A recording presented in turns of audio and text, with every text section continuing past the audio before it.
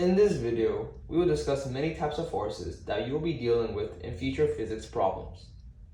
Force is defined as the push or pull of an object measured in newtons, or kilograms meters per second. There are two types of forces, contact forces and non-contact forces. As it says in the name, contact forces are forces that require two objects to be in contact with each other. There are three contact forces. The first is tension. Tension is the pulling force of something, for example, a wire, a string of some sort, on an object. The second contact force is the normal force. The normal force is the force between surfaces and is always perpendicular to the surface. In a diagram, you can see that the normal force is perpendicular to the ground. The third contact force, which we're all familiar with, is friction. Friction is the force resisting sliding between surfaces. There are two types of friction, static and kinetic friction, but I'll talk about those two in a later video. Over here, we have non-contact forces. And as it says in the name, non-contact forces do not require an object to be in contact with another object. In this unit, the only non-contact force that we will be dealing with is weight, or also known as the gravitational force.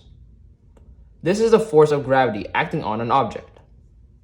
Also, do not forget, mass and weight are not the same thing.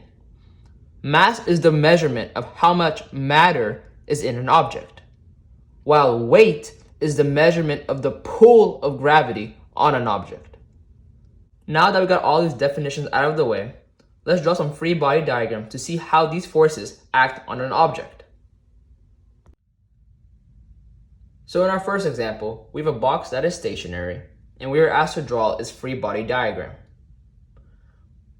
Whenever your teachers ask you to draw a free body diagram, don't freak out, because all they're asking you to do is to draw a representation or a diagram of all the forces acting on the object. So in our problem, let's draw our box over here, and we're going to label all the forces that are acting on our box. In the previous unit, we learned that every object experiences the pull of gravity towards the center of the earth, whether the object is at rest or in motion. So in our case, we can say that our box is experiencing a force of gravity in the downward direction. Well, if this was the only force our box was experiencing, then we would see the box plummeting towards the center of the earth.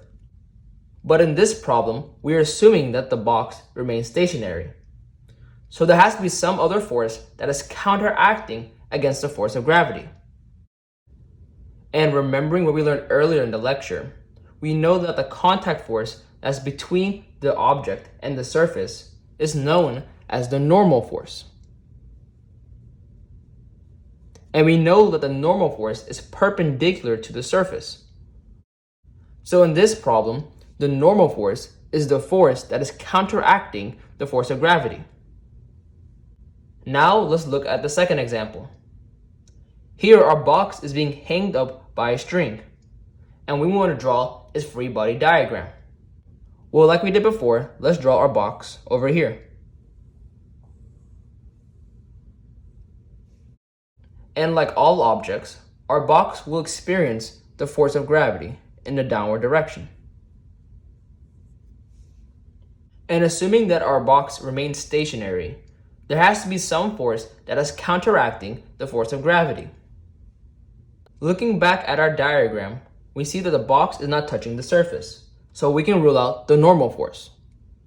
But the box is being hung up by the string. And remembering what we learned earlier, the pulling force by a string on an object is called the force of tension.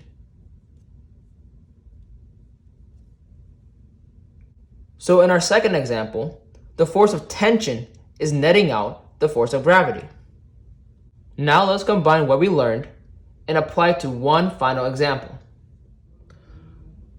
For our last example, let's say your car broke down and you and your friend were using a rope to pull your car off the road. You two pulled the rope, but the car did not move, and we were asked to draw the free body diagram of the car. For simplicity, Let's diagram the car as a box.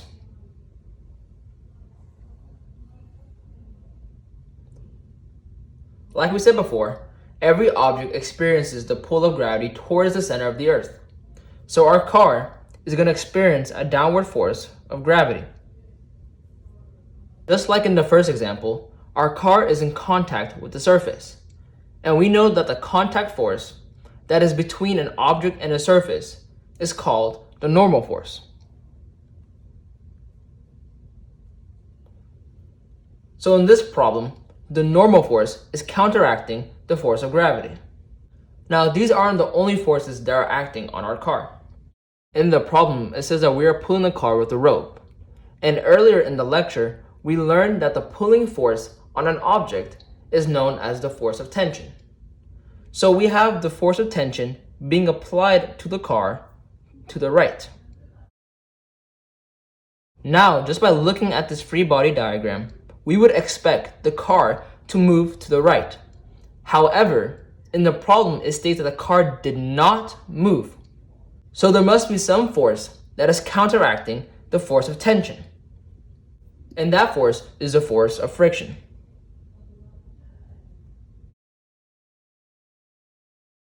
And here we have the complete free body diagram of our car. So in recap, the force is the push or pull on an object and is measured in newtons. Contact forces require contact between two objects, while non-contact forces do not require contact. The three contact forces that we learned today are tension, normal force, and friction. And the only non-contact force that we covered today is weight, or also known as a gravitational force. And remember, mass and weight are not the same thing. Mass is the measurement of matter in an object, while weight is the measurement of the pull of gravity on an object. Thank you for watching this video and hope to see you next time.